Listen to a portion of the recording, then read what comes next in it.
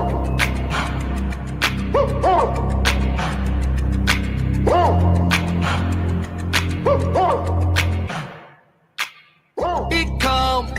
morning to you all. Welcome to Feels Out Loud, brought to you by Becoming Together Therapy and Wellness. It is Sunday, and I hope you have found your morning beverage and a cozy little place to join us today. This is your host, Martini, along with Becky McNattin. We are so happy to have you listening as we live and share stories of mental health. Okay, so take a moment right now, everybody listening, and just quickly think back on your days recently. What moments have caused you to feel angry? Have you had an interaction with a friend, a family member, a coworker, maybe even a stranger that left you having a big feel? And as you think about that moment, what do you remember saying or doing? How did it end? And what did you walk away feeling? Last week, we talked about anger as an emotion, and today we want to get into what anger can look like in relationships. In what ways do we communicate feeling mad? And how does this intersect with how the other person communicates their own anger? Relationships are really messy for sure, and I would guess that interactions causing even mild feelings of anger have been present at least a few times this week for you, and probably in different relationships. So this morning, we are going to process a scenario that is likely a parallel to something every adult has experienced. We're going to go with two friends, Jill and Eric. And they're great friends. They have been for many years. They see one another often. They text several times throughout the week. The two of them decided to plan a day together and started with brunch at their favorite restaurant. They planned to head out thrifting and go for a walk around a local lake after that. While at the restaurant, they started talking about what each of them had been up to recently. They laughed a lot, and then Eric says, "It's really great to see you, Jill. I was actually a little frustrated when you reached out about planning something because it's been a while since we've done anything. I thought hanging out was important to you." Jill felt herself instantly get angry. She stopped eating and looked away. Immediately, she felt like Eric was making their social schedule her responsibility. So she said, "That's awesome that you make me feel guilty about us not getting together. Is this seriously how you wanted to spend our time together today? Making your issue our issue? What happened to enjoying the moment when we get to have it?" Eric said, "Wait, are you for real right now? I tell you I felt frustrated about not getting together. I share it honestly, as you have asked me to. And then you get angry with me about bringing it up? I thought relationships were for sharing, Jill. I thought spending time together meant something." Jill now felt like she could explode and said, "Unreal. Completely unreal. I do the work to reach out. I plan the day. I tell you where to show up. And you tell me it isn't enough? Who's at fault here for us not getting together more often?" And listeners, and Tara, we pause now. Has something like this happened in your life? Has a relationship moment that you thought would go one way gone completely in a different direction before you could even recognize it? And what did you do? I think we can all see here that Eric and Jill are both feeling defensive. And this moment is key because they are at an intersection where the exchange could go a number of different ways. Tara, where do you see it headed? Goodness. Well, my first thought is I just see it escalating. Yeah. How many times have we been in a restaurant where we've seen this? Absolutely. And then inevitably you see someone get up and leave, like throw their napkin down with drama and then leave dramatically. And a lot of times it's interesting because sometimes the person who's left looks shocked and surprised, like, what just happened here? What just happened here? Or you see the person still sitting going, well, I'm not going to go chase that person. So it's interesting how we can see this play out and have seen it play out. And probably have lived it. Absolutely. And for sure lived it. Where it escalates even before, as somebody is kind of left sitting there, like, what just happened? Maybe both people are sitting there with what just happened. We see this, and we can see it in the interaction already. It kind of like one-ups as it's going. Absolutely. Very quickly. Yep. Well, and then on a personal note, I was like, how could you be angry when you planned a day of thrifting and going out to lunch? Totally get it. And it seemed like they didn't waste any time. They did not. Well, deep breath, everybody. This is a lot. We will continue talking through this scenario as it relates to anger and conflict, as well as the 5 anger languages when we come back from this commercial break. Thank you for listening to Feels Out Loud.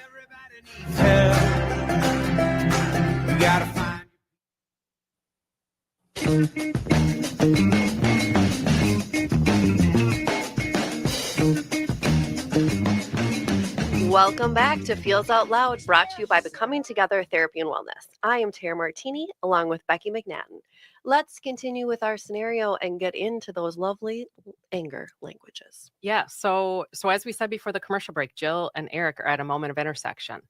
This could go a variety of ways, and we talked about how maybe it was going to escalate. We saw this escalating. But before we explore that more, let's talk anger languages and figure out where Jill and Eric might be communicating from. First, this kind of sounds like love languages. Any connections? You know, a little bit, yes. There are all sorts of people who have written about love languages. That's probably another show. Well, and the thing too is why I bring it up is that I think people focus so much on how do I show and receive love? Yeah. When, oh my goodness, something that plays out just as much or even more is how do I, show and receive anger, and why this is just so important. Well said. So the thing about it is humans are unique beings, and each of us has these individual blends of personality and life experiences. So were you thinking, I was kind of thinking over the commercial break about how you feel anger, how I feel anger. Yep. Maybe an audience member got to thinking about how anger was modeled for you. And maybe you thought about how you see anger around you. We spoke about that at the commercial break. Where do we see this play out around us? Where have we seen this so many times? In day to day. So this applies to everyone. Yeah, and to kind of answer your question that you asked just a second ago, I was reading an article recently on a platform called Psychology Today, and there was this fascinating read on the languages of anger. The article offered 5 different languages that people utilize when they get angry. We're going to talk through the 5 anger languages today, and of course, you and I are not saying that people use only one.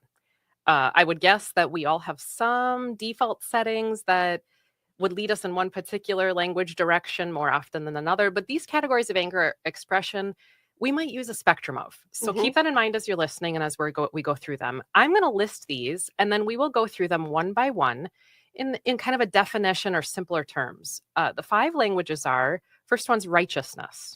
Think of that like right or wrong. Second one is retribution. Or payback. Good way to describe that. Third one is indignation. Playing the victim. Fourth one is distraction. Avoiding at all costs. A good way to describe that. And the 5th one is justification. Reason making. You got to justify it. So the first one that we're going to break down is righteous. And what that is, so anger in this language is highly focused on, like we said a few seconds ago, I am right, you are wrong. There is scorekeeping.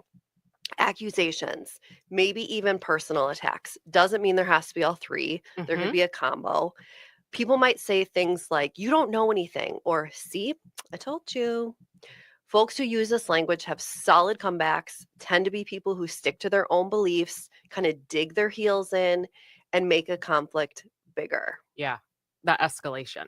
Yes. The second language on that list is retribution. And as it elicits even in that term, this is all about vengeance. And as you said, Tara, really beautifully, payback.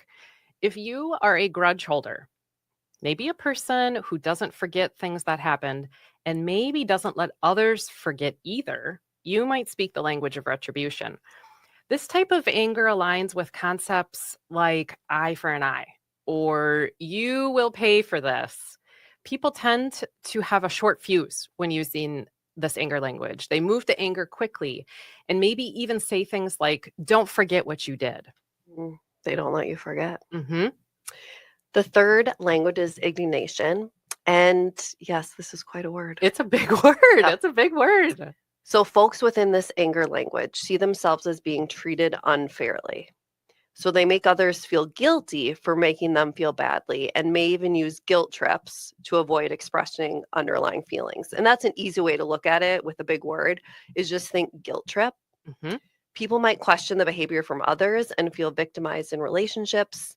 So you may hear things like, how could you? Or I can't believe you would do that to me. That's a great way to describe it. Distraction, we said, was the 4th anger language. And I think we can kind of maybe get a good feel of what distraction is even by the title, distraction. For sure. People in this category do not like confrontation and prefer avoidance of conflict. They might try to distract from the issue at hand or bring things up from the past to deflect the current moment off of them back onto somebody else.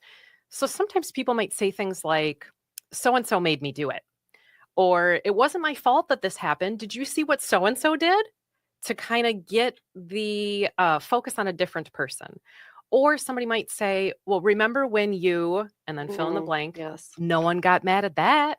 Mhm. All of this with the intention to end a conflictual moment or avoid taking responsibility for an aspect of it. So I wonder, Becky, would people fit into this category if, because we all know someone, or maybe it's ourselves, who, when the conflict is occurring, they'll go, I can't do this, and they'll walk away. Yes, sure could be. Yes. So it doesn't have to be, if Mhm. we can remember, it doesn't have to be a verbal distraction. It could literally be proximity Yep. and them leaving. Great. It's that Yes. choice to avoid. Well said. And the last anger language is justification. So this language is all about someone convincing themselves that the other person deserves their anger. The moment or issue at hand is exactly as it should be because the person has done something to make it happen.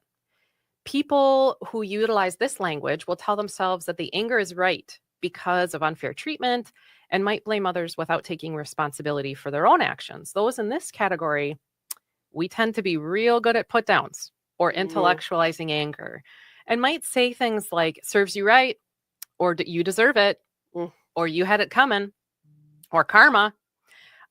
So what are your thoughts about these languages, Tara? Do you know folks who fit into each arena? Well, girl, of course. Because here's the thing.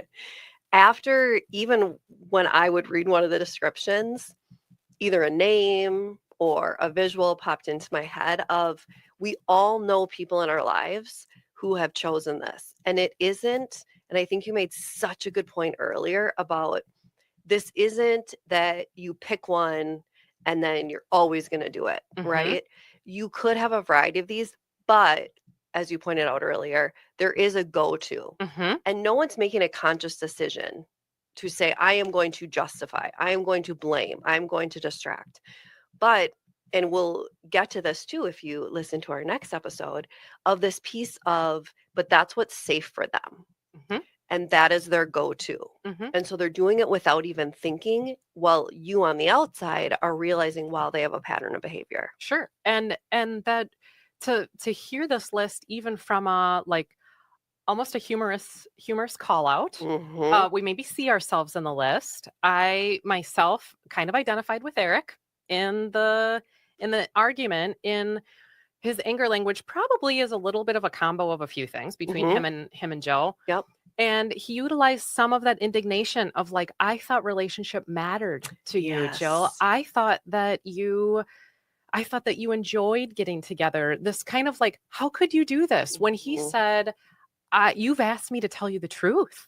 You've asked me to say to you, I found myself even thinking like, I've said that before. Right. And you know, a kind of a funny call out, even as after I read this article, I was saying to my family, I kind of think that I might use indignation as my anger language, and my entire family, like in unison, smiles and nods their heads. And I'm not sure what I was expecting in terms of Is that a good or bad thing? more dialogue. But you know, important in self-awareness and recognition of what are we maybe bringing to the anger table, what to be cognizant of, and then how is that maybe going to impact the interaction. For sure. You know, in terms of anger language and applying that to our scenario, what did you think about Eric's anger language? Well, here's the one thing I noticed, and you pointed out perfectly, was it's almost like he made some beautiful points and then twisted it to blame her, right? Where if you just took his statements as, instead of, you know, I thought relationships were important to you, relationships are important to you. You know, he took these great statements. Ooh, yes. And then went deep. Yes. And in kind of the slice of guilt. Absolutely. So for me, as the therapist or the person who's looking at this, I think, wow, how this conflict could have been different if he just changed his vocabulary.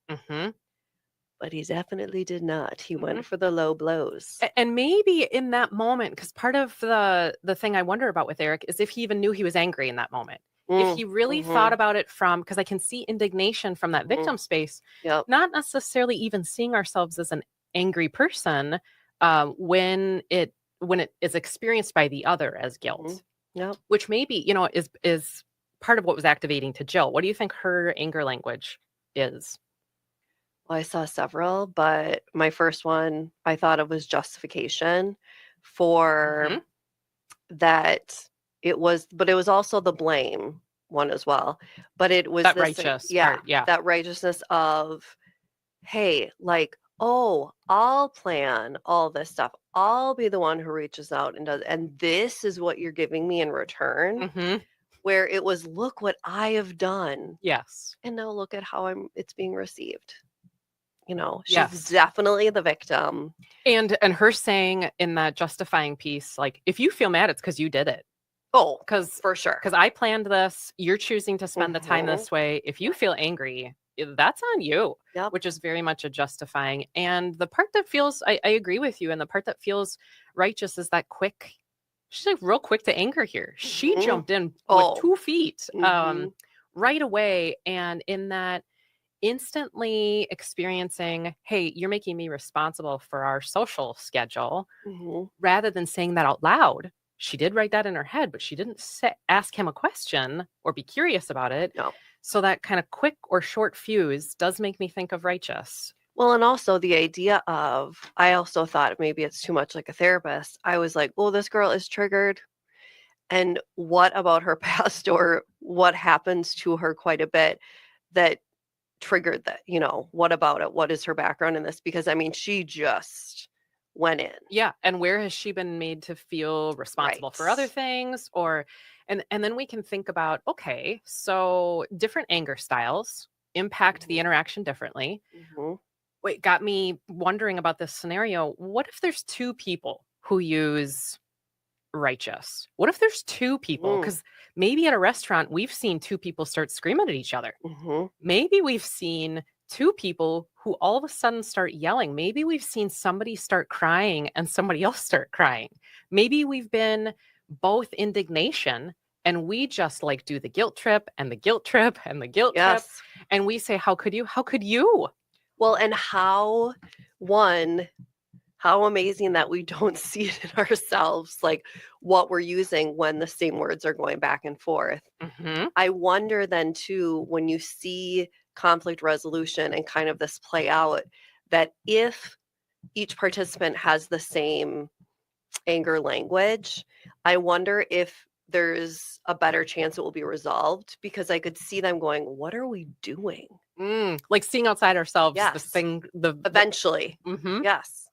And just that piece of both of them. And the other thing too, this is a random fact, but it's so important to remember that while you're feeling anger and you're in the middle of a conflict, so much of this doesn't even have to do with the person that you're fighting with, right? You're Well said. bringing your lived experience to You're this. bringing your whole story. So poor Eric, poor Jill, there's so much layered, and it might Mhm. not be directed at this person, but in the end, it doesn't matter, because right now you're sitting face to face in a restaurant and you're not getting along. Right. Well, and that makes me think about, okay, so we in the last segment thought about where's this headed, and we went to the escalation spot. Hmm. Well, let me what if it with you for Let's just a go. second. So, what if Eric took a deep breath and used that 30-30 tool that you shared last week with everybody? Mhm. And he said he needed to use the restroom. He said to Jill, hold on, I'll be right back, and went to take a break for more than 30 seconds, but at least Mhm. 30 seconds. Yep. And then he spent 30 seconds thinking about a funny show he had just started watching. So that distraction that you talked about Yep. last week. And then told himself the following statement: I choose vulnerability over blaming, which would be a way to cope with the moment. I choose vulnerability over blaming. And he said to himself that he wanted to be a friend to Jill and share with her that he felt lonely recently. Mm. What if he did that? Okay. So then, what if then he went back to the table and said, I'm not angry with you, Jill. I'm lonely. And it felt easier to blame you for not getting together than for me to tell you that I'm just super isolated right now. And then what if Jill understood her own anger language Mm-hmm. and she said, well, I get it. And I got defensive, Eric, which led me to being mean. And I was straight up mean to you. What if then she said, hey, in my own life, I've been made to feel responsible for lots of things, and that's pretty dang activating for me. And she felt like guilt was being weaponized against her, and so went into fight mode because of that. And then they could say how maybe they missed each other. Maybe Eric could say a little bit more about what was going on in his life that was causing the loneliness. I think you and I could see one that's real different from what we've seen and maybe participated in For sure. before, but they could like reconcile there. Mm-hmm. Maybe even they could still enjoy the day together. Maybe that moment could be that moment. And then they'd say, I have an understanding and an awareness of you that I didn't have before. Well, they led with compassion and curiosity, going back to things that we have said many times where And a recognition of self. absolutely. No, it would take that. If we took that moment and we said, okay, here's how I'm showing up to anger. First, that I'm feeling angry, even because so often the things escalate, as we said in the last segment, before we even realize it got there. Mm-hmm. Like, what was that? Right. Well, and it's that piece of, if you think about it, I can't say enough what a beneficial thing it is to leave the environment, the importance of that 30-30-30, where I am assuming here, but if they just kept going at it at the restaurant table, there was nothing that was going to be said that would be productive. It took Eric walking away, Mm-hmm. using that technique, and then gathering his thoughts, which caused him to be reflective. Mm-hmm. It also gave Jill time to be reflective because Gave her the he 30 was seconds. gone. Yep. Yeah. And as soon as, and it is such a beautiful thing, the minute someone sees you transforming from blaming to being able to be vulnerable, you're going to notice that everybody's guard goes down. Mm-hmm. And you just start to look at that person as a human. Kind of sink into themselves. Yes. And leading with that compassion and the curiosity of, not while this person's a jerk, but, I wonder why this person feels this way. Mm-hmm. Well, while I was reading this article, I stumbled across kind of a question as a challenge, and it made me think about the following question. What if we are just as eager to understand the impact of our behavior on another person as we are to be understood ourselves? Mm. So I want to say that again because Mhm. I felt like when the concept got highlighted to me, it was so important. What if we are just as eager to understand the impact of our behavior on another person as we are to be understood ourselves? Mm. What would So change? powerful. Everything.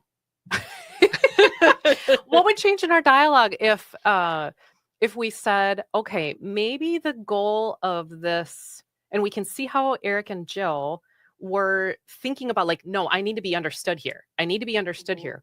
What if the goal was flipped and maybe I need to be just as interested in understanding the impact of what I'm saying to you has on you? Which is so massive. It's also so important to point out that while that is so huge, there's obviously two people in a conflict. You may be willing to understand the impact your behavior is having on the other person. Know that, hey, if the other person is not there and can't do that, that's okay. Yes. Yes. And that you can't allow yourself to get angry about that. For now, I am willing. I am willing to think about the impact my behavior is having on the Yep. person I'm fighting with. Yep. If that person's not there, that's okay. Yep. But if I can model that behavior, the chances are increasing that that person will be able to do that and have the willingness to do it later on. I absolutely hear what you're saying. That's part of what can feel like unfinished business and conflict. Mhm. That the other person or the other people, if this is a group of people, they're not engaging in the same self-reflection. Maybe it's me sharing my vulnerability and it kind of feels like it's getting walled, Mhm. or maybe even rejected. Absolutely hear that. Absolutely hear that. And how often do you think, I mean, I see myself doing this all the time of, I would take the person, I'd think, oh, well, they're not willing to look at it from that lens. Well, maybe they just don't have the skills. Mm-hmm. And so rather than thinking this person doesn't love me enough, this person isn't willing to put the work into it, Mm-hmm. if I look at it from they're just not there right now, but if I continue to model this, then we can do this together. Mm-hmm. So Imagine how conflict would be different. yeah, so I'd love to take just a couple moments then and go back through the anger languages Mhm. for us to say, all right, if I identify my anger language, like, what can I try then? To your point of maybe if we can't necessarily force this from other people, but we can practice it ourselves. Mhm. What are some things that I could try and do in the moment, and how might that impact the interaction from going to that escalation route or going in For a sure. different direction? So if we Yep. take righteous, what do you think are some strategies or issues to be aware of that would change things for people? Well, first, what if you took responsibility for your part of it rather than you are wrong, I am right? Mm, You reframed it with where did I play into this and owning, part of your contribution to this conflict. mm, It mm-hmm. because you can still have in there if you feel the person did something wrong, but it's that piece of, hey, there's two players in this. There isn't just one person right, one person wrong. Mm-hmm. But the minute you're taking ownership and being vulnerable, like it may cause the person to kind of step back and go, oh, I'm not being attacked.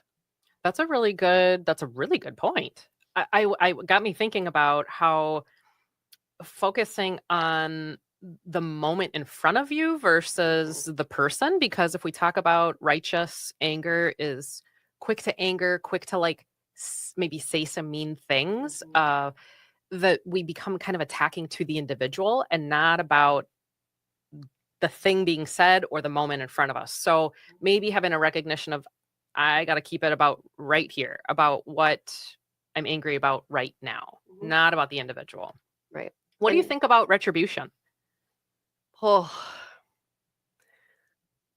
my deal is, and I know you got to take a break from it, but it's that piece of what am I going to gain if all I'm wanting to do is that revenge, get back at this person? Mm-hmm. Am I actually going to feel better? Ooh, like will vengeance help? Right. Yeah. And really thinking, right? It's that piece of, just like you said, how are my actions impacting the other person? It's, am I really gaining something positive if I choose payback as my option? I totally love what you're saying there in what's the function of grudges for me Mhm. if I'm a person who uses retribution as a language, and is that going to be helpful? Is that actually going to be helpful for me? It seems like the 30-second, like, I need to focus on calming is particularly important in this anger language as well. Mhm. I feel like in everyone. How about indignation, the big word, the guilt trip? Yes. What if we viewed both of us as the victims Ooh, rather than you are the person who hurt me, I am the victim of where we both, there's wrongs where, on all yeah, sides. yep. And then again, it takes that piece of it becomes a shared experience, right? Wow. Yeah. Just a thought. What changes automatically when you ask yourself, what's my role in this? As you kind of share the language around what if we're both victims? What if we both have a part in this? Mhm. What if we both have lost something? We're both impacted negatively or hard ways in this moment, and to just kind of like offer that to the moment. I love that. Well, and then it also just shows that piece of, wow, we both have been hurt by this experience. Um, Mm. less than who's right, who's wrong. And who has hurt who? Yes, and who Yeah. the victim is. So if somebody is listening to us on their distraction. Maybe the arguments, if they're with a fellow distractor, maybe they just don't have the arguments. Maybe they go to their That's what's respective called corner. no argument. But if you resonate with the anger language of distraction, what are your thoughts about what someone could try? Well, and the whole thing too is think about it from there could be listeners out here going, wait a second, you all said like take a step back and leave the environment for like at least 30 seconds. So you could be viewing it as avoidance, but it's declaring it to the other person like, hey, I just need some time type of thing. And then it goes from I'm avoiding this because I know the minute if you walk away from me, Becky, and we're fighting, I'm not going to take it as, well, I'm sure she's using one of our strategies and she's walking away. Oh, totally. It's, oh my God, she's totally avoiding and she has no respect for me.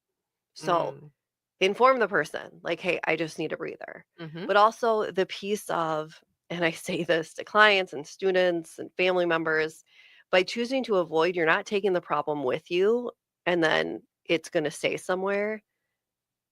You're still going to come back to the problem. It doesn't go away. And then it's only going to grow heavier. I like that. And recognition that for people who maybe utilize distraction as a language, anxiety really is present in, hey, we're not going to be okay, or I'm not going to be okay if we have this conflict. So mantras might be a helpful tool for folks who want to avoid the conflict, and saying something like, conflict is okay. It's okay to not feel okay, or I need to trust the relationship. We'll get through this moment. That I can't take a moment and leave it, as you just said. I need to take a moment and I need to actually prepare myself to come back to be thoughtful about what's going on. Well, and you said we will get through this, right? So then it takes the you and me out of it. But it's also important to think about, and I know this takes, self-reflection and things like that, but for people who use distraction as a technique or avoidance, I just think when you apply it to anxiety, like you just mentioned, you are only doing harm to yourself by distracting or avoiding, because then all those thoughts in your head are just going to keep repeating itself, right? And it's only going to be amplified. And so you are doing a disservice to yourself and to the other person if you choose that, because it's only going to take up more space in your heart. Because it will take up more space. Yes. So what about the last one, justification? What are your thoughts about what people could try if they are seeking to sort of intellectualize or reason make around the feels being valid or the anger being valid and that being directed at the other person? I think take a moment, take that 30 seconds, people, to think of, why am I justifying this? Like, what's at the core of it, right? Yeah. I can justify it all I want, but there's still, and if I do justify it, there's still hurt left sitting there. There's still pain. There's still anger. Justifying does no good. It's almost like someone is trying to convince themselves that they're the victim. Yeah. Well, honey, there shouldn't be any convincing needed, as far as it, you're still left with the emotion on the table. Yeah, the fact that the feel is there. Yes. I think about that's valid enough. I think about the statement I say frequently that feelings aren't facts. That rather than the goal being to figure out why you're deserving to feel how you do, that you just do. Yes, you don't need a reason. It doesn't matter the reason you feel hurt or broken or sad. You just feel that and just let it. Give it the space it deserves. And then be willing to share that. Perhaps vulnerability with justification is a slightly challenging thing to practice. Yes. So, well, first I'm thinking about all sorts of exchanges that I've had that have been angry that maybe would have gone differently had I known or practiced myself my own regulation. And maybe if the other person would have known too. I also think about how we get really scared about rupture, which is what happens when anger occurs. And that repair is needed in relationships, but we get so scared about rupture because we're worried about whether repair will happen. And there is this real famous relationship expert in our line of work. His name's John Gottman, who says repair is the life jacket for relationships. And so really that means if we're going to have repair and if we're going to experience that, we do actually have to have rupture periodically. And rupture is not bad. I do think about how conflict can lead to closeness. Now, Jill and Eric didn't like that moment. We talked about the scenario between the two of them. That sounds really unpleasant. And I think you and I can think about moments where we've had anger and conflict with other people. It does not feel good at all.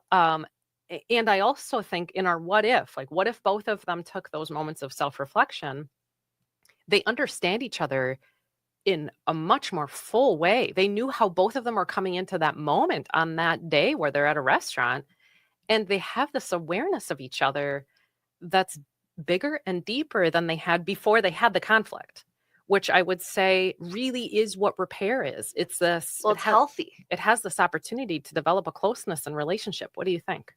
Well, and everything you just said, I kept just like, oh my goodness, yes, I agree. In that so many people see conflict as a bad thing. But if you see it as an opportunity to get closer and to understand each other better, it's that whole leading with curiosity and compassion. If you take it as it might be uncomfortable and icky, but at the end of this, I'm going to feel closer to my husband or my boyfriend or my girlfriend or partner, that completely transforms the conflict, because you're going from, rather than I am going to win this and that person's going to lose it, you go into it going, I am going to leave here understanding my partner better, and we're going to be stronger because of it. It's just you have to be willing to feel the ick.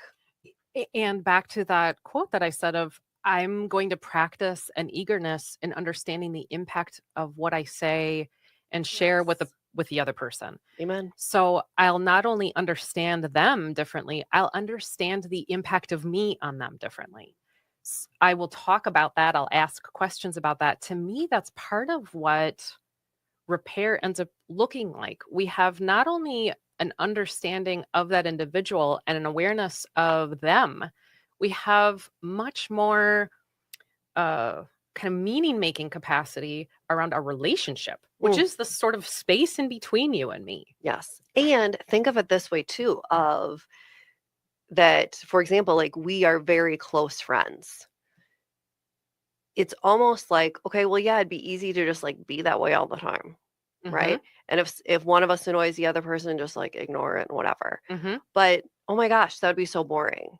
Right. But if we challenge ourselves to really be honest and express our frustrations or whatever it is when they come up. Yeah. Oh my goodness. Every relationship can be deeper.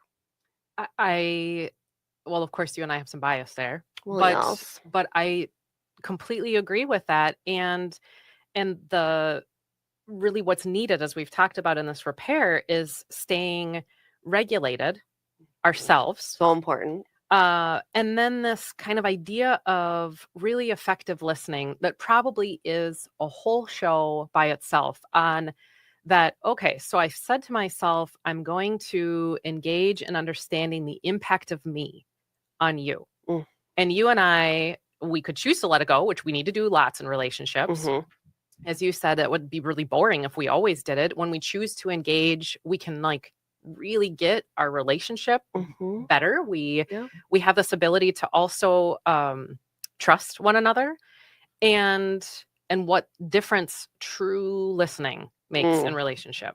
Well, it can make or break it, right? Because the difference between truly listening and active listening versus waiting for the other person to stop talking.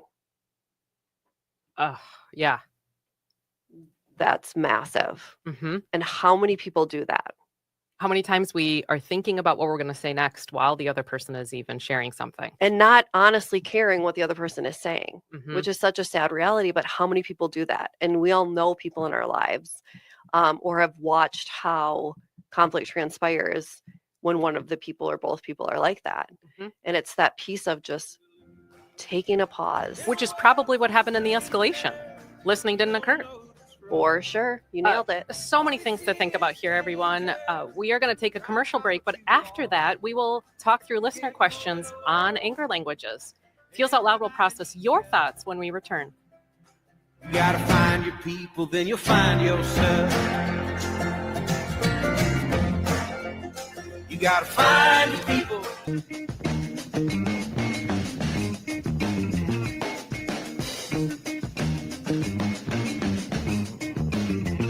Express yourself. We are back again with Feels Out Loud, and this part of the show is where we talk through questions from you all, our listeners. If you have a question related to mental wellness, sharing feelings, or our topics for each week that you would like to process through, please visit our website at becomingtogethermn.com and find the Feels Out Loud page to submit a question directly, or email us at contact@becomingtogethermn.com. We really do want to hear from you and what you are wondering about. I want to thank you to our listeners who have sent in questions about anger and relationships. Today, we are talking through a really vulnerable expression from a listener. And I want to read what this person says right as they shared it. Mm-hmm. I hold grudges for a very long time. I can't let go of things, and I probably take that out on people I care about. I don't forget, and I usually remind people that I haven't forgotten. I don't know how to let go, even though I know it isn't healthy. Bravo to this person. So I say, yes, dear listener, I am grateful for your willingness to share. We right now are with you in your moment. I hope you can be gentle with yourself. Please hear me as I say that. I hope you can be gentle with yourself as you self-reflect on the ways that anger and grudge holding are present in your communication. And if you're that grudge holder, you may also hold resentment towards you for a long time as well. So what can they do, Tara? Well, and to also bring up, while that takes a certain level of vulnerability to admit that, and it's that piece of, wow, you've been holding on to that for so long, Mm-hmm. right? And how that Yes. must weigh, because the guilt, You hear it in what they're sharing. yes. Mhm. And it's that idea of you're admitting it, which also you've been sitting with guilt for a long time Yeah. because you know it. But the biggest thing is you first acknowledge it, which is amazing. Yep. So, And I want to say to them, so slow down. mhm. Having insight does not mean to rush to change. Often, if we do that, we pendulum swing into something else. Only because we're afraid, we now see something, we're like, let me do the opposite of that thing. So it requires thoughtful, ongoing reflection. Spend time with yourself and think. Maybe write about it. Maybe we've talked in past shows about talk out loud to yourself somewhere, how grudge holding has impacted relationships. Really spend time with that. Well, and also looking at it like, one, just like you said, sitting with yourself and really thinking about it. But also, what is something, I think so many people, just like you had said, don't rush into finding a solution and Yes. changing yourself. But a simple thing that you can do is, and I have done this as in almost every episode, as I said, where I found myself responding with absolutely. So then I've really put effort into like catching myself when I say that. This listener can do the very same thing. When you start to hear yourself make a grudge statement, Mm, just focus on that, acknowledging when you make it and stopping, right? Don't think of solution. Well, now great what am I point. supposed to do to replace it? Yes. Just work on catching it and then stopping wherever you are in that sentence. Yes. That was, as you mentioned, we have in conflict so many moments or opportunities for the decision tree to fork off in a lot of different directions. You're saying notice that moment And that's it. and then stop there. Yep. And that's it. And that can make a huge difference, because I think it gets so overwhelming for us, for listeners, for everyone, where you think, oh goodness, I've acknowledged it. Now all of a sudden I have to put this really fast, deep work into it, but you don't have to. Let's just start with acknowledgement first. Yeah. And that you don't, it doesn't require, you don't need to have the perfect thing to say No, in response, or this automatic ability to share something else. Just notice it and choose not to do that thing.